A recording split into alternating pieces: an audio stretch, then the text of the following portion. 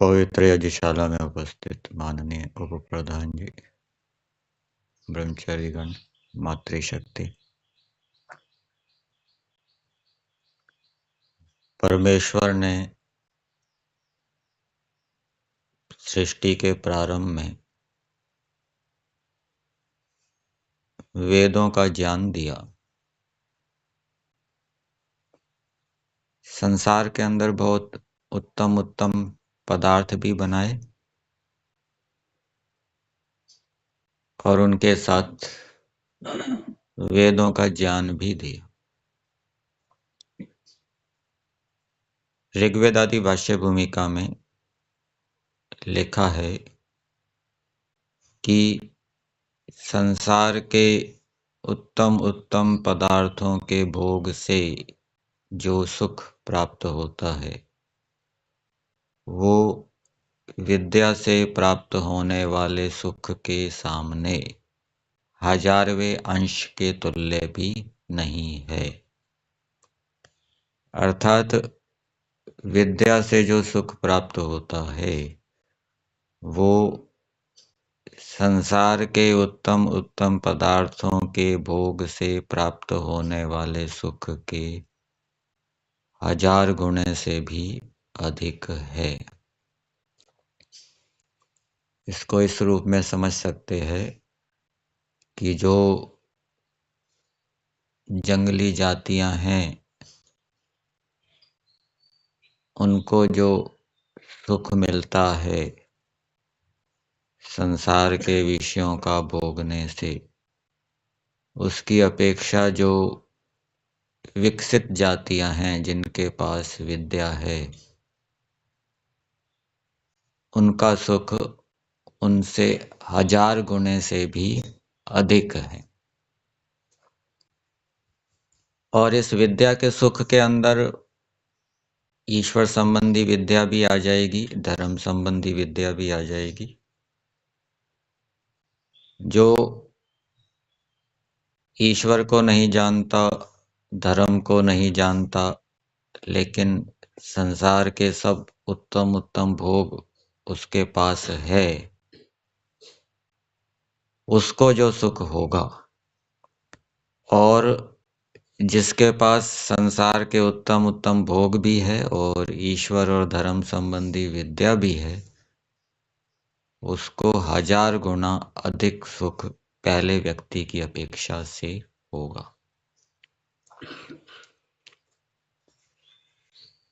तो हमारी वैदिक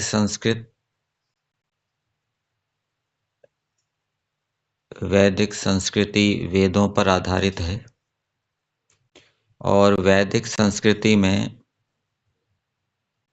ओम जो ईश्वर का मुख्य नाम है उसका महत्व बताया गया है। ओम के जप का विधान किया गया है और उसके साथ साथ गायत्री मंत्र का महत्व भी हमारी वैदिक संस्कृति के अंदर बताया गया है। गायत्री जप का विधान किया गया है। दोनों संधि कालों में संध्या उपासना के पश्चात गायत्री जप का विधान किया है। इसी प्रकार से अग्निहोत्र में जिसको अधिक आहुतियां देनी हो तो वहां पर भी गायत्री मंत्र से अधिक आहुतियां देने का विधान किया है। महर्षि दयानंद जी ने भी अपने ग्रंथों में गायत्री मंत्र के विषय में विस्तार से लिखा है। महर्षि दयानंद जी की ये शैली है कि जो विषय महत्वपूर्ण होता है उसको वे विस्तार से लिखते हैं, संक्षेप में नहीं लिखते। सत्यार्थ प्रकाश का तीसरा समोल्लास देख लीजिए। पंचमहायज्ञ विधि में जो उपासना विधि है जहाँ गायत्री मंत्र की व्याख्या की गई है वहाँ पर कितनी विस्तृत व्याख्या की है। और महर्षि दयानंद जी भी स्वयं गायत्री मंत्र का जप करते होंगे ऐसा हम स्वीकार करते हैं। और महर्षि दयानंद जी से पहले जितने भी ऋषि मुनि हुए वो भी ओम जप के साथ साथ गायत्री का जप भी करते होंगे। गायत्री मंत्र के अंदर स्तुति, प्रार्थना और उपासना, ये तीनों बातें बताई गई है। ये जो मंत्र है स्तुति, प्रार्थना, उपासना का पहला मंत्र, ओम विश्वानि देव सवितर दुरितानि परासुव यद भद्रम तन्न आसुव। इस मंत्र में केवल स्तुति और प्रार्थना है, उपासना नहीं है। हे देव, हे सविता, ये स्तुति है। विश्वानि दुरितानि परासुव यद भद्रम तन्न आसुव, ये प्रार्थना है। अब ये प्रार्थना पूरी कैसे होगी, उसका क्या उपाय है, उसके लिए क्या करना पड़ेगा, वो इस मंत्र के अंदर नहीं बताया। परंतु गायत्री मंत्र के अंदर तीनों हैं, स्तुति, प्रार्थना और उपासना। भूर्भुवः स्वः सवितुः देवस्य, ये पद स्तुति परक हैं, ईश्वर की स्तुति कर रहे हैं। प्रार्थनाएं हैं, धियो यो नः प्रचोदयात्, ये प्रार्थना है, बुद्धि को परमेश्वर प्रेरित करे। और भर्गो देवस्य धीमहि, इस वाक्य के अंदर प्रार्थना भी है और उपासना भी है। धियो यो नः प्रचोदयात्, हे परमेश्वर आप हमारी बुद्धि को उत्तम गुण कर्म स्वभावों में प्रेरित कीजिए। ये प्रार्थना कब पूरी होगी, उसका क्या उपाय है, उसका क्या साधन है, तो वो दूसरे वाक्य में बताया, भर्गो देवस्य धीमहि। ईश्वर के शुद्ध उत्तम गुण कर्म स्वभावों को धारण करेंगे तो परमेश्वर की प्रेरणाएं प्राप्त होगी। परमेश्वर हमारी बुद्धि को प्रेरित करेंगे। परमेश्वर से हमें विद्या विज्ञान की प्राप्ति होगी। और ईश्वर के शुद्ध स्वरूप को धारण नहीं करेंगे, धर्म आचरण नहीं करेंगे, न्याय आचरण नहीं करेंगे, विद्या आदि गुणों को प्राप्त नहीं करेंगे, तो ईश्वर से प्रेरणाएं प्राप्त नहीं होगी। ईश्वर हमारी बुद्धि को प्रेरित नहीं करे। अनेक विषयों में विद्याएं, प्रेरणाएं परमेश्वर से प्राप्त होती रहती है, जो परमेश्वर की उपासना करते हैं, जो परमेश्वर के गुण कर्म स्वभावों को धारण करते हैं।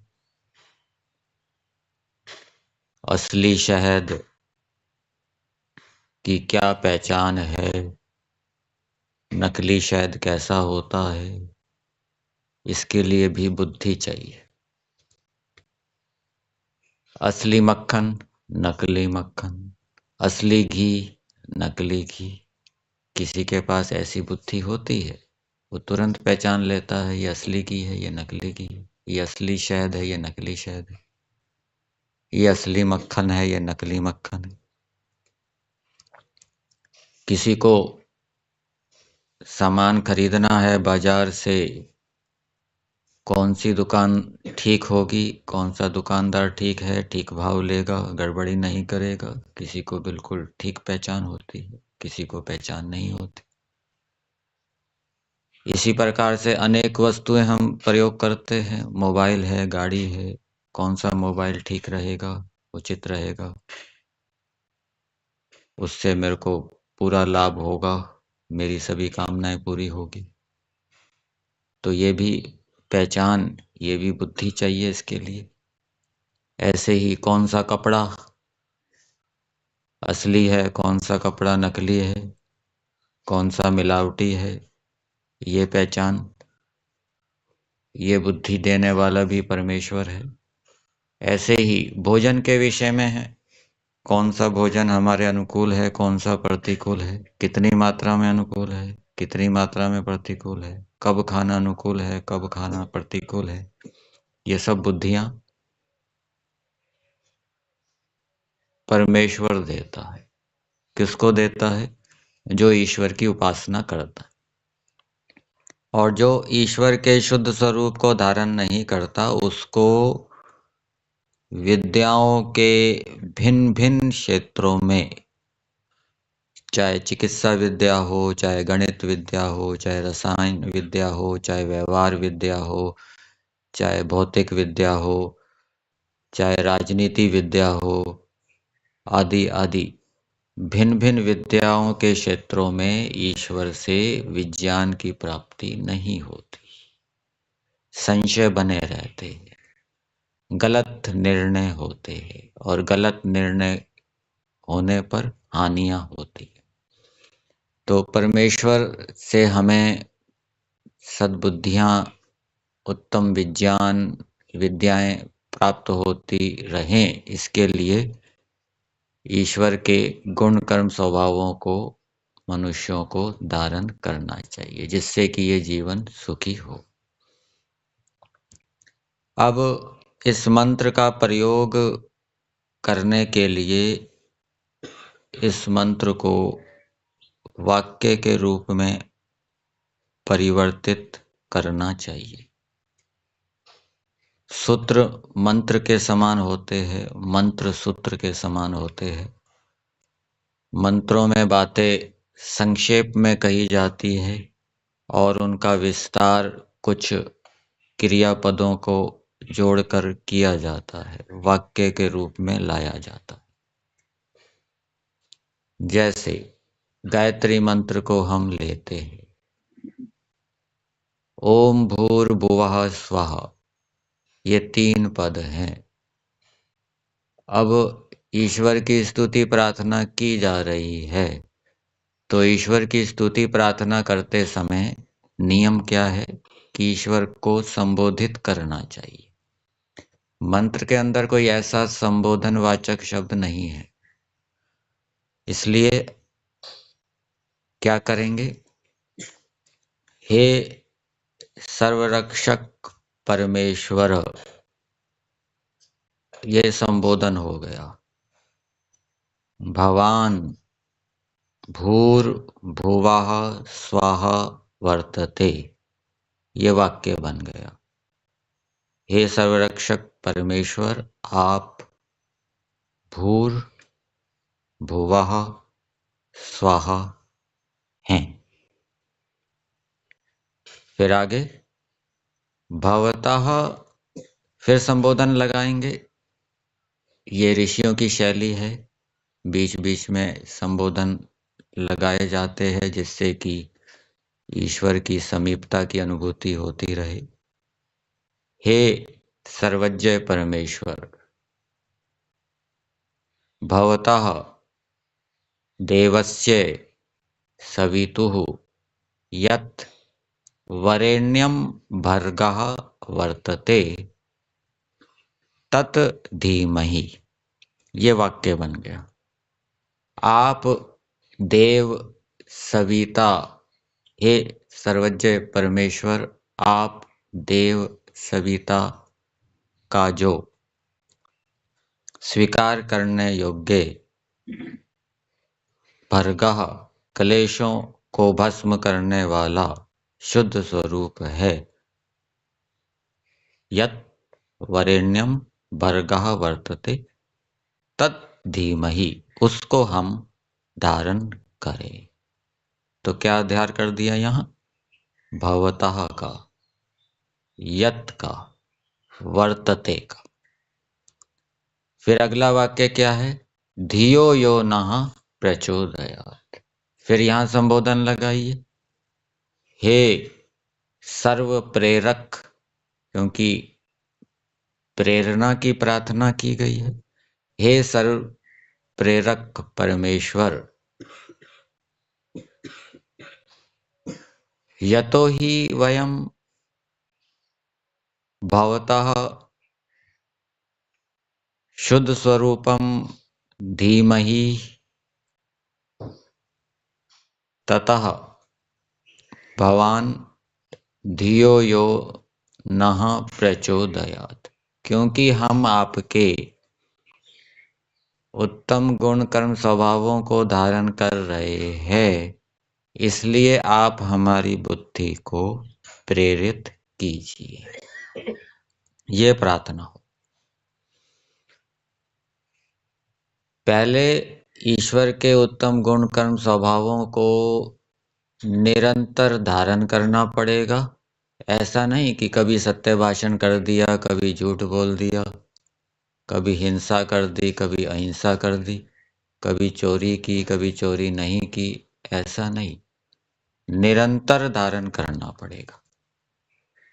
और निरंतर धारण करने के लिए भी ईश्वर से प्रार्थना की है कि हे परमेश्वर, आप हमें ऐसा शारीरिक बौद्धिक सामर्थ्य दीजिए, बाहर से भी ऐसी अनुकूलताएं उत्पन्न कीजिए जिससे कि हम आपके उत्तम गुण कर्म स्वभावों को निरंतर धारण करते रहें, और फिर उसके परिणाम स्वरूप, फल स्वरूप आप हमारी बुद्धि को प्रेरित कीजिए।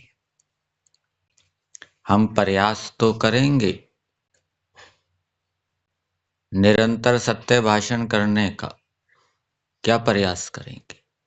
संकल्प लेंगे, सत्य भाषण में रुचि उत्पन्न करेंगे, स्वाध्याय सत्संग आदि के माध्यम से। संकल्प लेने के बाद फिर पुरुषार्थ करेंगे, व्यवहार में सतर्क सावधान रहेंगे कि कहीं असत्य भाषण ना हो जाए। और मान लीजिए संस्कार वशात, अल्पज्यता वशात मिथ्या भाषण हो गया तो दंड लेंगे, प्रायश्चित करेंगे, फिर दोबारा सत्य भाषण करेंगे। और फिर ईश्वर से भी प्रार्थना करेंगे कि हम निरंतर करते रहें इसको। आप हमारी सहायता कीजिए, हम पुरुषार्थ कर रहे हैं। भर्गो देवस्य धीमहि। और फिर जब ईश्वर की सहायता से, ईश्वर की कृपा से हम निरंतर करने लगेंगे, फिर ईश्वर विज्ञान भी देगा। कभी सत्य भाषण किया, कभी असत्य भाषण किया, ऐसे में ईश्वर से विज्ञान प्राप्त हो जाए, वो नहीं होगा। निरंतर ईश्वर के शुद्ध स्वरूप को धारण करना पड़ेगा।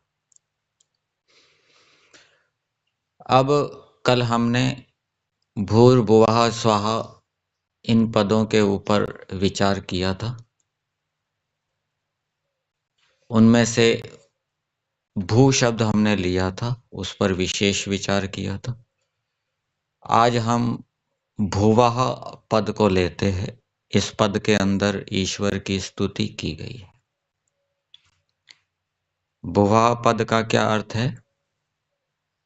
परमेश्वर को दुख का लेश मात्र भी नहीं होता, और परमेश्वर अपने भक्तों के सब दुखों का नाश करने वाला है, सब दुखों को दूर कर देता है। यहाँ पर यह भी जोड़ना चाहिए कि परमेश्वर अपने भक्तों के दुखों को शीघ्र दूर कर देता है। शीघ्र, देर नहीं लगाता। शीघ्रकारी शब्द आपने सुना होगा ईश्वर के विषय में। शुक्रम शब्द आता है। शुक्रम का क्या अर्थ करते हैं? शीघ्रकारी। ये भी शुक्रम का अर्थ किया जाता है, सारे जगत को बनाने वाला। शीघ्रकारी अर्थ भी किया जाता है। और शीघ्रकारी का एक अर्थ क्या करते हैं कि परमेश्वर आलस्य नहीं करता, अर्थात अपने सभी काम नियम से करता है। ये भी परमेश्वर की शीघ्रकारिता है। जो आलसी होगा वो नियम को तोड़ेगा, वो नियम का पालन ठीक प्रकार से नहीं कर पाएगा। और दूसरा शीघ्रकारी का अर्थ ये लेना चाहिए कि परमेश्वर अपने भक्तों के दुखों को शीघ्र ही दूर करता है। परमेश्वर अपने भक्तों को शीघ्र ही सुख देता है। इस रूप में परमेश्वर क्या है? शीघ्रकारी। तो परमेश्वर एक ऐसा चेतन तत्व है, चेतन पदार्थ है कि जो कभी दुखी नहीं होता और अपने भक्तों के दुखों को शीघ्र ही दूर कर देता है। कैसे दूर करता है? शारीरिक दुख हैं, मानसिक क्लेश हैं, तो उनको दूर करने के लिए ईश्वर ज्ञान विज्ञान देगा। और क्योंकि परमेश्वर सर्वांतर्यामी है, शरीर के सभी अंगों के अंदर विद्यमान है, अंदर बैठा हुआ नियमन कर रहा है, उस रूप में भी परमेश्वर शारीरिक रोगों को दूर कर सकता है।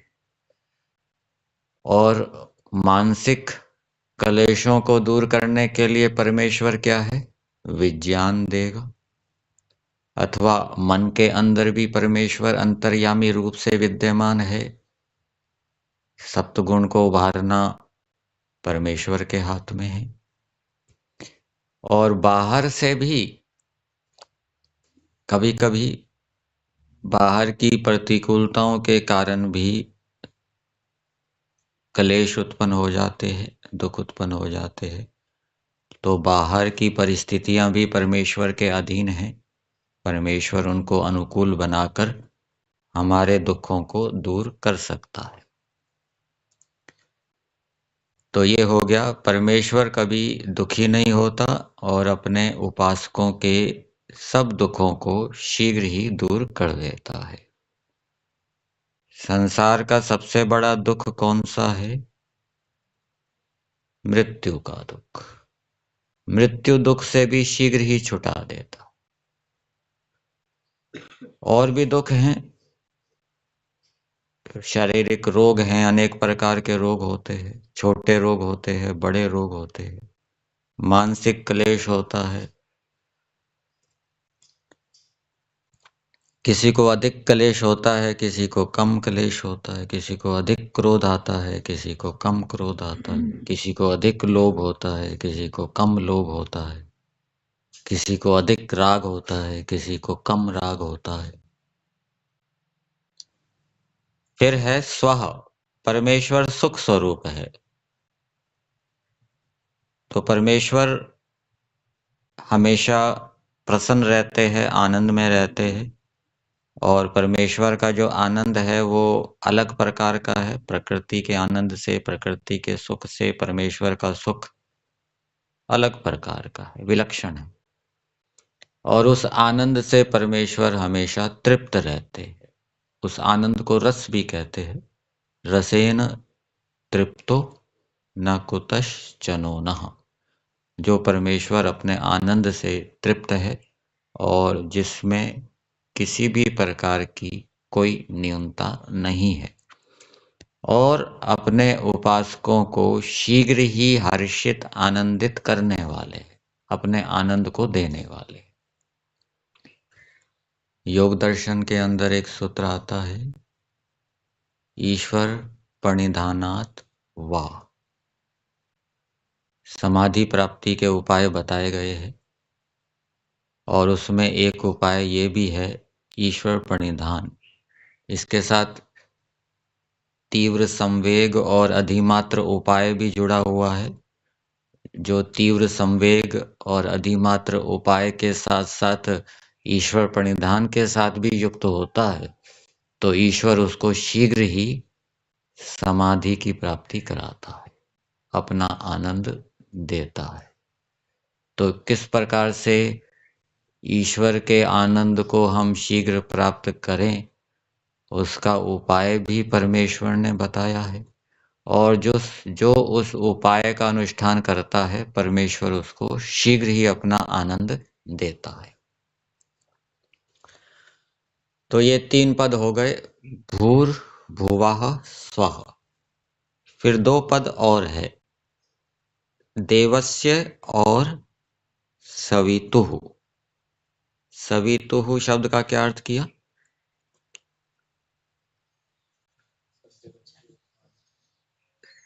सब जगत के उत्पादक। और दूसरा अर्थ?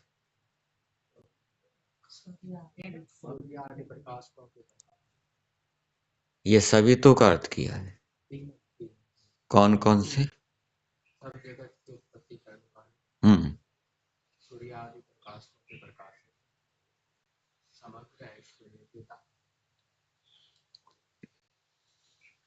तो सवितु शब्द के 3 अर्थ बताए। एक, परमेश्वर सारे संसार का उत्पादक है, सारे संसार को उत्पन्न करने वाला है,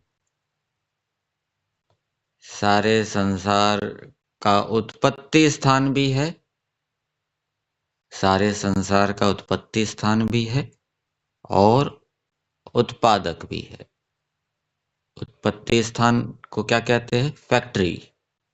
ईश्वर सारे संसार को बनाने की फैक्ट्री है जहां संसार बनता है, और फैक्ट्री के अंदर मशीनें वस्तुओं को बनाती है। तो यहाँ तो ईश्वर को तो मशीनों की आवश्यकता नहीं है, वो खुद ही अपनी शक्तियों से सारे संसार को बनाता है। ईश्वर खुद ही फैक्ट्री है और खुद ही फैक्ट्री की मशीनें हैं। ईश्वर को कोई साधनों की आवश्यकता नहीं। तो ये हो गया, परमेश्वर सारे संसार का उत्पादक है। परमेश्वर के अतिरिक्त कोई दूसरा ऐसा तत्व नहीं है जो संसार को उत्पन्न कर सके। ईश्वर में ही यह सामर्थ्य है।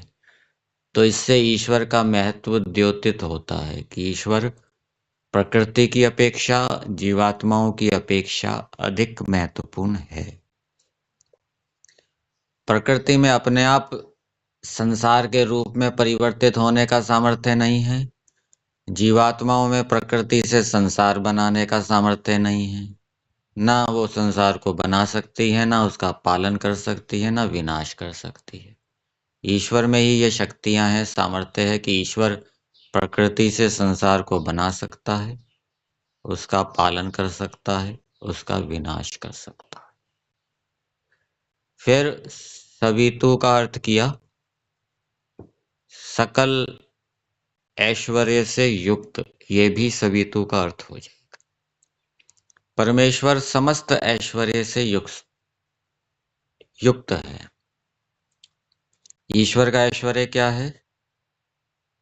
ईश्वर का ऐश्वर्य ईश्वर के उत्तम गुण कर्म स्वभाव हैं। ईश्वर में कितने गुण हैं? अरब खरब शंख महाशंख, कोई अंत नहीं है। कितने गुणों को हम जाने, कितने गुणों को ना जाने। जितने गुणों को जानने से हमारा प्रयोजन सिद्ध हो जाए, उतने गुणों को जान लेना चाहिए। परमेश्वर में तो अनंत गुण है, हम जान ही नहीं सकते। अनंत स्वभाव है, स्वभावों का भी कोई अंत नहीं है, उसको भी हम पूरा पूरा नहीं जान सकते। और ईश्वर के कर्मों को भी हम पूरा पूरा नहीं जान सकते। ये तो ईश्वर के विषय में है। ईश्वर जो संसार बनाता है, संसार का एक एक पदार्थ भी हमारे लिए अज्ञात है। हम उसको पूरा पूरा नहीं जान सकते, उसके गुण कर्म स्वभावों को पूरा पूरा नहीं जान सकते। कुछ जान लेते, अपना प्रयोजन सिद्ध कर लेते हैं। जैसे नदी का पानी है, नदी के पानी को हम सारा नहीं पी सकते। जितनी आवश्यकता होती है उतना हम पी लेते, जितनी आवश्यकता होती है उतना हम ले लेते। क्या आत्मा को हम पूरा पूरा जान सकते हैं? अपने को हम पूरा पूरा जान सकते? कुछ विशेषताएं तो बताई है आत्मा की, उसके गुण कर्म बताए हैं। इच्छा द्वेष प्रयत्न सुख दुख ज्ञानानि आत्मनो लिंगानि। क्या पता और भी आत्मा के लिंग हो, ये तो ऋषियों ने इतने बताए, और भी हो सकते। परंतु इतने को जानने से ही हमारा प्रयोजन सिद्ध हो जाता है, इसलिए और जानने की आवश्यकता नहीं है। ऋषियों ने जितनी आवश्यकता समझी उतने आत्मा के लिंग जान लिए। और भी लिंग हो सकते हैं आत्मा के, हम पूरा पूरा नहीं जान सकते आत्मा को, अल्पज्ञ। तो परमेश्वर के पास उत्तम श्रेष्ठ गुण कर्म स्वभाव हैं और उनका कोई अंत नहीं है, और एक एक गुण का भी कोई अंत नहीं है। कितनी विद्या है ईश्वर के पास, कितना बल है, कितनी सहन शक्ति है, कितना धैर्य है, उसको भी हम पूरा पूरा नहीं जान सकते। जो मनुष्य आदि प्राणी हैं उनकी सहन शक्ति को तो हम जान लेते हैं कि भाई हाँ इसकी इतनी सहन शक्ति है, इसके बाद ये फिर नहीं सहन कर पाएगा, इसका इतना बल है, बस ये इतना ही उठा सकता है, इससे अधिक भार को ये नहीं उठा सकता। मनुष्यों के विषय में तो सीमा आ जाती, लेकिन ईश्वर के विषय में कोई सीमा नहीं है। ईश्वर का प्रत्येक गुण कर्म क्या है, असीम है, सीमा से रहित है। ये भी देखिए कैसी अद्भुतता है, विचित्रता है।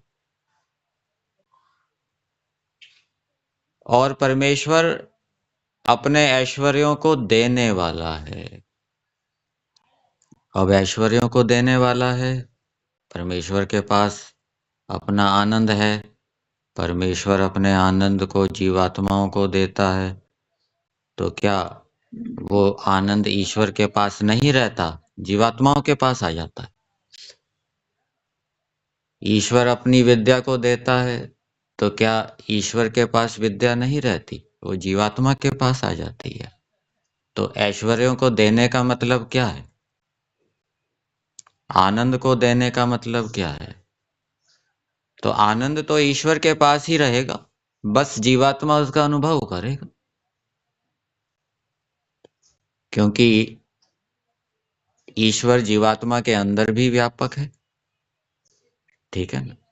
आनंद देने के लिए ऐसा नहीं है कि ईश्वर को दूर जाना पड़ेगा, वो तो जीवात्मा के अंदर ही व्यापक है, अंदर बैठा हुआ ही उसको अपने आनंद की अनुभूति करा देगा। अपने अंदर बैठा हुआ ही, जीवात्मा के अंदर बैठा हुआ ही ईश्वर उसको अपनी विद्या की अनुभूति करा देगा। ईश्वर का ज्ञान उसके पास ही रहेगा, विद्या उसके पास ही रहेगी, केवल जीवात्मा उसको अनुभव कर लेगा। और अनुभव भी कई प्रकार के होते हैं, शाब्दिक अनुभव भी होता है, अनुमानिक अनुभव भी होता है, और तात्विक अनुभव भी होता है। वेदों के माध्यम से तो मनुष्य जो विद्या प्राप्त करते हैं वो शाब्दिक ज्ञान होता है, ठीक है ना। और उन विद्याओं के विषय में जब ईश्वर से भी ज्ञान की प्राप्ति होती है तब वो तात्विक होता है। तो इस रूप में परमेश्वर अपने ऐश्वर्य को देता है, ऐश्वर्य को शीघ्र देने वाला है। ईश्वर के पास जो उत्तम गुण कर्म स्वभाव है उनके विषय में विज्ञान को परमेश्वर अपने भक्तों को शीघ्र ही देता है। और जब भक्तों को ईश्वर के गुण कर्म स्वभावों के विषय में विज्ञान प्राप्त हो जाता है तो फिर वो ईश्वर के गुण कर्म स्वभावों को श्रद्धापूर्वक धारण करते हैं। उनको ईश्वर के गुण कर्म स्वभावों में श्रद्धा हो जाती है, उनको ईश्वर में श्रद्धा हो जाती है, उनको ईश्वर में विश्वास हो जाता है।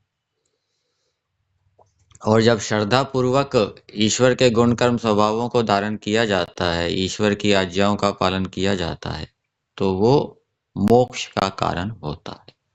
श्रद्धया सत्यम आप्यते, श्रद्धा से मोक्ष की प्राप्ति होती है। यहीं तक।